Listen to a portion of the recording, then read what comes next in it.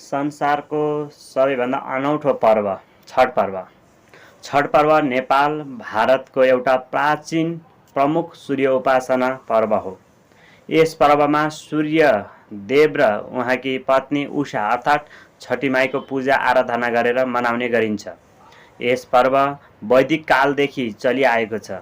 ऋग्वेद, सामवेद लगायत वेद पुराणहरूमा समेत सूर्य उपासनाका विभिन्न विधिहरू वर्णन गरेको पाइन्छ। विशेष गरेर रामायण कालमा जसरी राम र सीताले लङ्का विजय गरिसकेपछि भगवान श्री सूर्यनारायणको व्रत उपासना गर्नुभएको थियो, त्यहाँदेखि नै यो परम्परा चलिआएको मानिन्छ।